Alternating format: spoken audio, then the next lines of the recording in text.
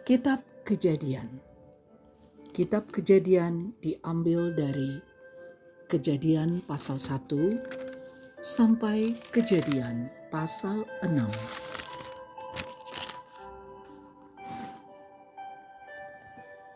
Allah menciptakan langit dan bumi serta isinya. Kitab Kejadian pasal 1. Pada mulanya Allah menciptakan langit dan bumi. Bumi belum berbentuk dan kosong. Gelap gulita menutupi samudera raya. Dan roh Allah melayang-layang di atas permukaan air. Berfirmanlah Allah, "Jadilah terang." Lalu terang itu jadi. Allah melihat bahwa terang itu baik, lalu dipisahkannyalah terang itu dari gelap. Dan Allah menamai terang itu siang, dan gelap itu malam.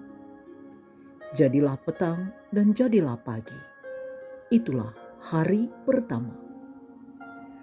Berfirmanlah Allah, "Jadilah cakrawala di tengah segala air untuk memisahkan air dari air."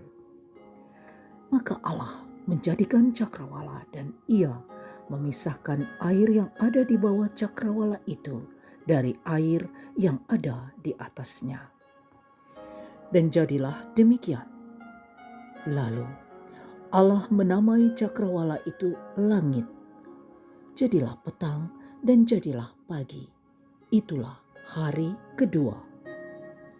Berfirmanlah Allah, "Hendaklah segala air yang di bawah langit berkumpul pada satu tempat, sehingga kelihatan yang kering." Dan jadilah demikian. Lalu Allah menamai yang kering itu darat, dan kumpulan air itu dinamainya laut. Allah melihat bahwa semuanya itu baik. Berfirmanlah Allah, "Hendaklah tanah menumbuhkan tunas-tunas muda, tumbuh-tumbuhan yang berbiji, segala jenis pohon buah-buahan yang menghasilkan buah yang berbiji, supaya ada tumbuh-tumbuhan di bumi." Dan jadilah demikian. Tanah itu menumbuhkan tunas-tunas muda, segala jenis tumbuh-tumbuhan yang berbiji, dan segala jenis pohon-pohonan yang menghasilkan buah yang berbiji. Allah melihat bahwa semuanya itu baik. Jadilah petang dan jadilah pagi. Itulah hari ketiga. Berfirmanlah Allah, "Jadilah benda-benda penerang pada cakrawala untuk memisahkan siang dari malam. Biarlah benda-benda penerang itu menjadi tanda yang menunjukkan masa-masa yang tetap dan hari-hari dan tahun-tahun, dan sebagai penerang pada cakrawala, biarlah benda-benda itu menerangi bumi." Dan jadilah demikian. Maka Allah menjadikan kedua benda penerang yang besar itu, yakni yang lebih besar untuk menguasai siang dan yang lebih kecil untuk menguasai malam, dan menjadikan juga bintang-bintang. Allah menaruh semuanya itu di cakrawala untuk menerangi bumi dan untuk menguasai siang dan malam, dan untuk memisahkan terang dari gelap. Allah melihat bahwa semuanya itu baik. Jadilah petang dan jadilah pagi. Itulah hari keempat. Berfirmanlah Allah, "Hendaklah dalam air berkeriapan makhluk yang hidup, dan hendaklah burung beterbangan di atas bumi melintasi cakrawala." Maka Allah menciptakan binatang-binatang laut yang besar dan segala jenis makhluk hidup yang bergerak, yang berkeriapan di dalam air, dan segala jenis burung yang bersayap. Allah melihat bahwa semuanya itu baik. Lalu Allah memberkati semuanya itu, firman-Nya, "Berkembang biaklah dan bertambah banyaklah serta penuhilah air dalam laut, dan hendaklah burung-burung di bumi bertambah banyak. Jadilah petang dan jadilah pagi. Itulah hari kelima. Berfirmanlah Allah, hendaklah bumi mengeluarkan segala jenis makhluk yang hidup, ternak dan binatang melata dan segala jenis binatang liar. Dan jadilah demikian. Allah menjadikan segala jenis binatang liar dan segala jenis ternak dan segala jenis binatang melata di muka bumi. Allah melihat bahwa semuanya itu baik. Berfirmanlah Allah, baiklah, kita menjadikan manusia menurut gambar dan rupa kita, supaya mereka berkuasa atas ikan-ikan di laut dan burung-burung di udara, dan atas ternak, dan atas seluruh bumi, dan atas segala binatang melata yang merayap di bumi. Maka Allah menciptakan manusia itu menurut gambarnya. Menurut gambar Allah diciptakannya dia. Laki-laki dan perempuan diciptakannya mereka. Allah memberkati mereka. Lalu Allah berfirman kepada mereka, beranak cuculah dan bertambah banyak. Penuhilah bumi dan taklukkanlah itu. Berkuasalah atas ikan-ikan di laut dan burung-burung di udara dan segala binatang yang merayap di bumi. Berfirmanlah Allah, lihatlah, aku memberikan kepadamu segala tumbuh-tumbuhan yang berbiji di seluruh bumi dan segala pohon-pohonan yang buahnya berbiji. Itulah akan menjadi makananmu. Tetapi kepada segala binatang di bumi dan segala burung di udara dan segala yang merayap di bumi yang bernyawa, kuberikan segala tumbuh-tumbuhan hijau menjadi makanannya. Dan jadilah demikian. Maka Allah melihat segala yang dijadikannya itu sungguh amat baik. Jadilah petang dan jadilah pagi. Itulah hari ke-6. Demikianlah diselesaikan langit dan bumi dan segala isinya. Ketika Allah pada hari ke-7 telah menyelesaikan pekerjaan yang dibuatnya itu, berhentilah ia pada hari ke-7 dari segala pekerjaan yang telah dibuatnya itu. Lalu Allah memberkati hari ke-7 itu dan menguduskannya, karena pada hari itulah ia berhenti dari segala pekerjaan penciptaan yang telah dibuatnya itu. Demikianlah riwayat langit dan bumi pada waktu diciptakan. Ketika Tuhan Allah menjadikan bumi dan langit, belum ada semak apapun di bumi, belum timbul tumbuh-tumbuhan apapun di padang, sebab Tuhan Allah belum menurunkan hujan ke bumi, dan belum ada orang untuk mengusahakan tanah itu, tetapi ada kabut naik ke atas dari bumi dan membasahi seluruh permukaan bumi itu. Ketika itulah Tuhan Allah membentuk manusia itu dari debu tanah dan menghembuskan nafas hidup ke dalam hidungnya. Demikianlah manusia itu menjadi makhluk yang hidup.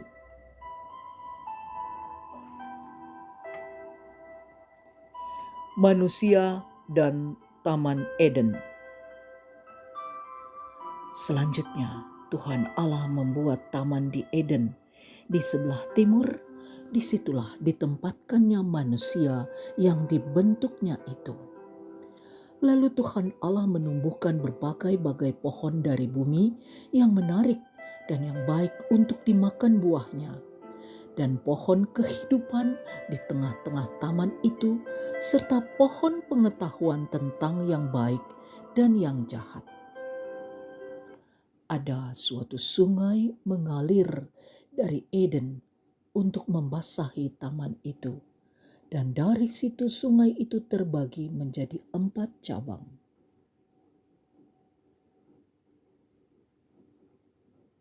Yang pertama, namanya Pison, yakni yang mengalir mengelilingi seluruh tanah Hawila, tempat emas ada.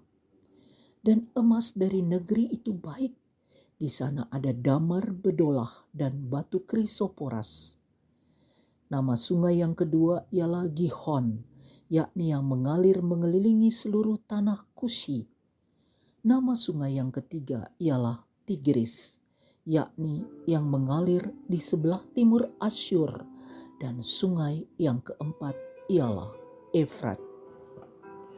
Tuhan Allah mengambil manusia itu dan menempatkannya dalam Taman Eden untuk mengusahakan dan memelihara taman itu. Lalu Tuhan Allah memberi perintah ini kepada manusia.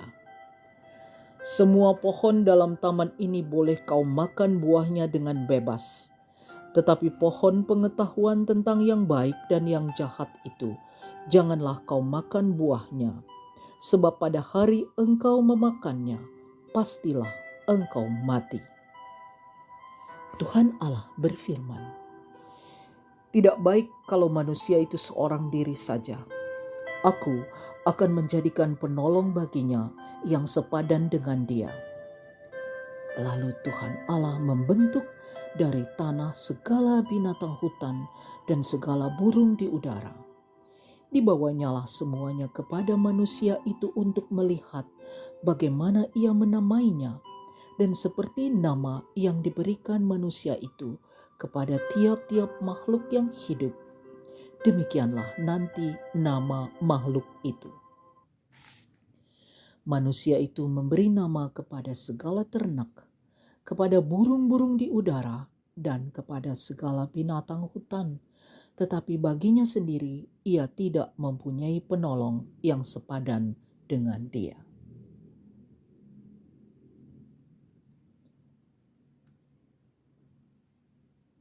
Lalu Tuhan Allah membuat manusia itu tidur nyenyak. Ketika ia tidur, Tuhan Allah mengambil salah satu rusuk daripadanya, lalu menutup tempat itu dengan daging. Dan dari rusuk yang diambil Tuhan Allah dari manusia itu, dibangunnyalah seorang perempuan, lalu dibawanya kepada manusia itu. Lalu berkatalah manusia itu, inilah dia, tulang dari tulangku dan daging dari dagingku. Ia akan dinamai perempuan, sebab ia diambil dari laki-laki. Sebab itu, seorang laki-laki akan meninggalkan ayahnya dan ibunya dan bersatu dengan istrinya sehingga keduanya menjadi satu daging. Mereka keduanya telanjang, manusia dan istrinya itu, tetapi mereka tidak merasa malu. Manusia jatuh ke dalam dosa. Adapun ular ialah yang paling cerdik dari segala binatang di darat yang dijadikan oleh Tuhan Allah. Ular itu berkata kepada perempuan itu, tentulah Allah berfirman, semua pohon dalam taman ini jangan kamu makan buahnya, bukan? Lalu sahut perempuan itu kepada ular itu, buah pohon-pohonan dalam taman ini boleh kami makan. Tetapi tentang buah pohon yang ada di tengah-tengah taman, Allah berfirman, jangan kamu makan ataupun raba buah itu, nanti kamu mati. Tetapi ular itu berkata kepada perempuan itu, sekali-kali kamu tidak akan mati. Tetapi Allah mengetahui bahwa pada waktu kamu memakannya, matamu akan terbuka, dan kamu akan menjadi seperti Allah, tahu tentang yang baik dan yang jahat. Perempuan itu melihat bahwa buah itu baik untuk dimakan dan sedap kelihatannya. Lagi pula pohon itu menarik hati karena memberi pengertian. Lalu ia mengambil dari buahnya dan dimakannya, dan diberikannya juga kepada suaminya yang bersama-sama dengan dia, dan suaminya pun memakannya. Maka terbukalah mata mereka berdua dan mereka tahu bahwa mereka telanjang. Lalu mereka menyemat daun pohon ara dan membuat cawat. Ketika mereka mendengar bunyi langkah Tuhan Allah yang berjalan-jalan dalam taman itu pada waktu hari sejuk, bersembunyilah manusia dan istrinya itu terhadap Tuhan Allah di antara pohon-pohonan dalam taman. Tetapi Tuhan Allah memanggil manusia itu dan berfirman kepadanya, "Di manakah engkau?" Ia menjawab, "Ketika aku mendengar bahwa engkau ada dalam taman ini, aku menjadi takut karena aku telanjang. Sebab itu aku bersembunyi." Firman-Nya, "Siapakah yang memberitahukan kepadamu bahwa engkau telanjang?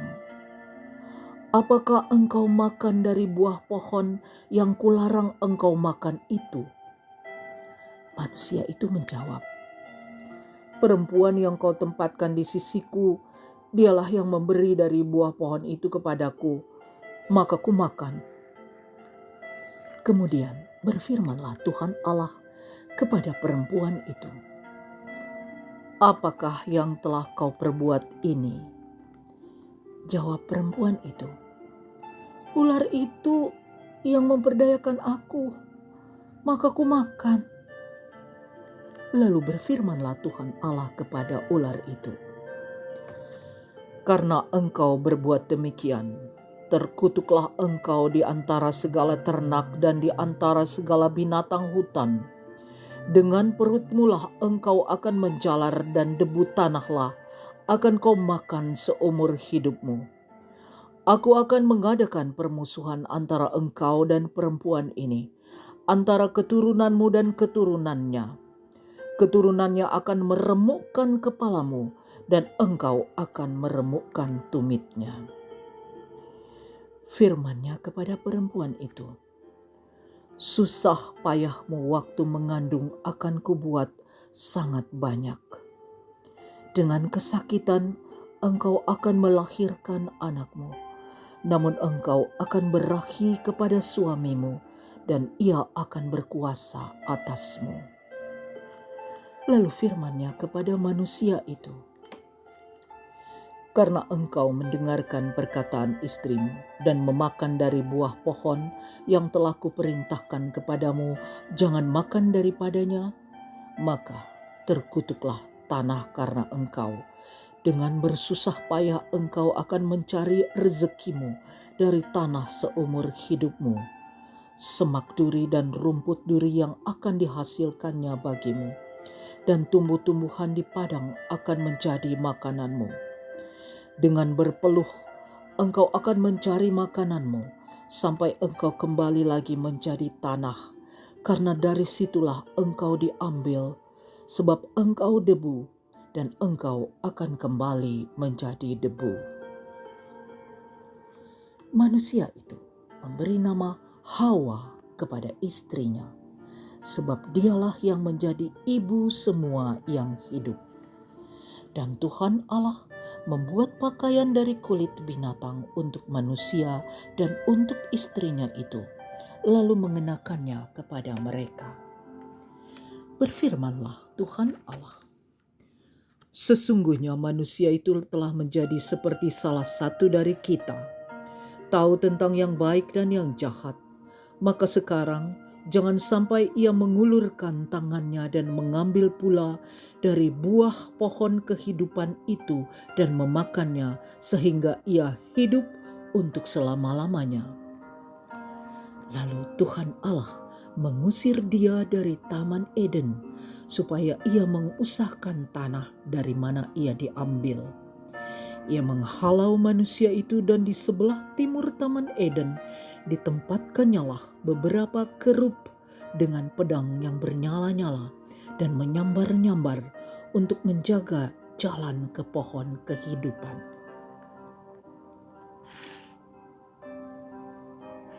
Kain dan Habel. Kemudian Manusia itu bersetubuh dengan Hawa istrinya dan mengandunglah perempuan itu, lalu melahirkan Kain. Maka kata perempuan itu, "Aku telah mendapat seorang anak laki-laki dengan pertolongan Tuhan." Selanjutnya dilahirkannyalah Habel, adik Kain, dan Habel menjadi gembala kambing domba, Kain menjadi petani. Setelah beberapa waktu lamanya, maka Kain mempersembahkan sebagian dari hasil tanah itu kepada Tuhan sebagai korban persembahan. Habel juga mempersembahkan korban persembahan dari anak sulung kambing dombanya, yakni lemak-lemaknya. Maka Tuhan mengindahkan Habel dan korban persembahannya itu. Tetapi Kain dan korban persembahannya tidak diindahkannya. Lalu hati Kain menjadi sangat panas dan mukanya muram. Firman Tuhan kepada Kain, "Mengapa hatimu panas dan mukamu muram? Apakah mukamu tidak akan berseri jika engkau berbuat baik? Tetapi jika engkau tidak berbuat baik, dosa sudah mengintip di depan pintu. Ia sangat menggoda engkau, tetapi engkau harus berkuasa atasnya." Kata Kain kepada Habel adiknya, "Marilah kita pergi ke padang." Ketika mereka ada di padang, tiba-tiba Kain memukul Habel, adiknya itu, lalu membunuh dia. Firman Tuhan kepada Kain, "Di mana Habel, adikmu itu?" Jawabnya, "Aku tidak tahu. Apakah aku penjaga adikku?" Firman-Nya, "Apakah yang telah kau perbuat ini? Darah adikmu itu berteriak kepadaku dari tanah. Maka sekarang terkutuklah engkau, terbuang jauh dari tanah yang menganga-angakan mulutnya untuk menerima darah adikmu itu dari tanganmu. Apabila engkau mengusahakan tanah itu, maka tanah itu tidak akan memberikan hasil sepenuhnya lagi kepadamu. Engkau menjadi seorang pelarian dan pengembara di bumi." Kata Kain kepada Tuhan, "Hukumanku itu lebih besar daripada yang dapat kutanggung. Engkau menghalang aku sekarang dari tanah ini dan aku akan tersembunyi dari hadapanmu, seorang pelarian dan pengembara di bumi. Maka barang siapa yang akan bertemu dengan aku, tentulah akan membunuh aku." Firman Tuhan kepadanya, "Sekali-kali tidak. Barang siapa yang membunuh Kain akan dibalaskan kepadanya 7 kali lipat." Kemudian Tuhan menaruh tanda pada Kain supaya ia jangan dibunuh oleh barang siapapun yang bertemu dengan dia. Lalu Kain pergi dari hadapan Tuhan dan ia menetap di tanah Nod di sebelah timur Eden. Keturunan Kain, Set, dan Enos. Kain bersetubuh dengan istrinya dan mengandunglah perempuan itu, lalu melahirkan Henok. Kemudian Kain mendirikan suatu kota dan dinamainya kota itu Henok menurut nama anaknya. Bagi Henok lahirlah Irad, dan Irad itu memperanakkan Mehuyael, dan Mehuyael memperanakkan Metusael, dan Metusael memperanakkan Lamek. Lamek mengambil istri 2 orang, yang satu namanya Ada, yang lain Zila. Ada itu melahirkan Yabal, dialah yang menjadi bapa orang yang diam dalam kemah dan memelihara ternak. Nama adiknya ialah Yubal, dialah yang menjadi bapa semua orang yang memainkan kecapi dan suling. Zila juga melahirkan anak, yakni Tubal Kain, bapa semua tukang tembaga dan tukang besi. Adik perempuan Tubal Kain ialah Naama. Berkatalah Lamek kepada kedua istrinya itu, "Ada dan Sila, dengarkanlah suaraku. Hai istri-istri Lamek, pasanglah telingamu kepada perkataanku ini. Aku telah membunuh seorang laki-laki karena ia melukai aku, membunuh seorang muda karena ia memukul aku sampai bengkak. Sebab jika Kain harus dibalaskan 7 kali lipat, maka Lamek 70 kali 7 kali lipat. Adam bersetubuh pula dengan istrinya, lalu perempuan itu melahirkan seorang anak laki-laki dan menamainya Set, sebab katanya, Allah telah mengaruniakan kepadaku anak yang lain sebagai ganti Habel, sebab Kain telah membunuhnya. Lahirlah seorang anak laki-laki bagi Set juga, dan anak itu dinamainya Enos. Waktu itulah orang mulai memanggil nama Tuhan. Keturunan Adam. Inilah daftar keturunan Adam. Pada waktu manusia itu diciptakan oleh Allah, dibuatnyalah dia menurut rupa Allah. Laki-laki dan perempuan diciptakannya mereka. Ia memberkati mereka dan memberikan nama manusia kepada mereka pada waktu mereka diciptakan. Setelah Adam hidup 130 tahun, ia memperanakkan seorang anak laki-laki menurut rupa dan gambarnya, lalu memberi nama Set kepadanya. Umur Adam setelah memperanakkan Set 800 tahun, dan ia memperanakkan anak-anak lelaki dan perempuan. Jadi Adam mencapai umur 930 tahun, lalu ia mati. Setelah Set hidup 105 tahun, ia memperanakkan Enos. Dan Set masih hidup 807 tahun setelah ia memperanakkan Enos, dan ia memperanakkan anak-anak lelaki dan perempuan. Jadi Set mencapai umur 912 tahun, lalu ia mati. Setelah Enos hidup 90 tahun, ia memperanakkan Kenan. Dan Enos masih hidup 815 tahun setelah ia memperanakkan Kenan, dan ia memperanakkan anak-anak lelaki dan perempuan. Jadi Enos mencapai umur 905 tahun, lalu ia mati. Setelah Kenan hidup 70 tahun, ia memperanakkan Mahalalel, dan Kenan masih hidup 840 tahun setelah ia memperanakkan Mahalalel, dan ia memperanakkan anak-anak lelaki dan perempuan. Jadi Kenan mencapai umur 910 tahun, lalu ia mati. Setelah Mahalalel hidup 50 tahun, ia memperanakkan Yared, dan Mahalalel masih hidup 830 tahun setelah ia memperanakkan Yared, dan ia memperanakkan anak-anak lelaki dan perempuan. Jadi Mahalalel mencapai umur 895 tahun, lalu ia mati. Setelah Yared hidup 162 tahun, ia memperanakkan Henok. Dan Yared masih hidup 800 tahun setelah ia memperanakkan Henok, dan ia memperanakkan anak-anak lelaki dan perempuan. Jadi Yared mencapai umur 962 tahun, lalu ia mati. Setelah Henok hidup 65 tahun, ia memperanakkan Metusalah. Dan Henok hidup bergaul dengan Allah selama 300 tahun lagi setelah ia memperanakkan Metusalah, dan ia memperanakkan anak-anak lelaki dan perempuan. Jadi Henok mencapai umur 365 tahun.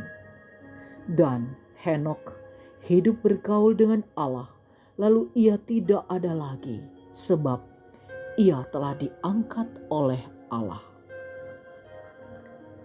Setelah Metusalah hidup 187 tahun, ia memperanakkan Lamek. Dan Metusalah masih hidup 782 tahun setelah ia memperanakkan Lamek, dan ia memperanakkan anak-anak lelaki dan perempuan. Jadi Metusalah mencapai umur 969 tahun, lalu ia mati. Setelah Lamek hidup 182 tahun, ia memperanakan seorang anak laki-laki dan memberi nama Nuh kepadanya. Katanya, anak ini akan memberi kepada kita penghiburan dalam pekerjaan kita yang penuh susah payah di tanah yang telah terkutuk oleh Tuhan. Dan Lamek masih hidup 595 tahun setelah ia memperanakan Nuh, dan ia memperanakan anak-anak lelaki dan perempuan. Jadi Lamek mencapai umur 777 tahun, lalu ia mati. Setelah Nuh berumur 500 tahun, ia memperanakan Sem, Ham, dan Yafet.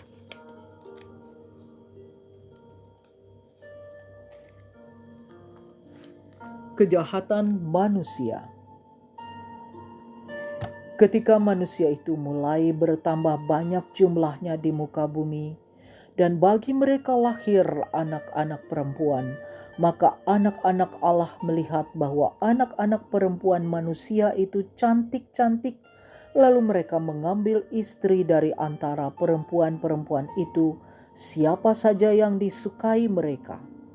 Berfirmanlah Tuhan, Rohku tidak akan selama-lamanya tinggal di dalam manusia, karena manusia itu adalah daging, tetapi umurnya akan 120 tahun saja. Pada waktu itu orang-orang raksasa ada di bumi, dan juga pada waktu sesudahnya, ketika anak-anak Allah menghampiri anak-anak perempuan manusia, dan perempuan-perempuan itu melahirkan anak bagi mereka. Inilah orang-orang yang gagah perkasa di zaman purbakala, orang-orang yang kenamaan.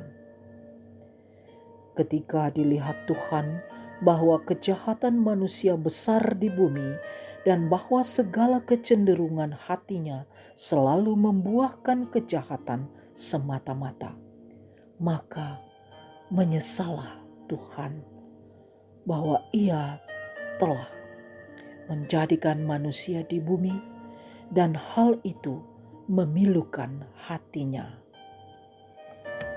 Berfirmanlah Tuhan, Aku akan menghapuskan manusia yang telah kuciptakan itu dari muka bumi, baik manusia maupun hewan, dan binatang-binatang melata dan burung-burung di udara, sebab aku menyesal bahwa aku telah menjadikan mereka.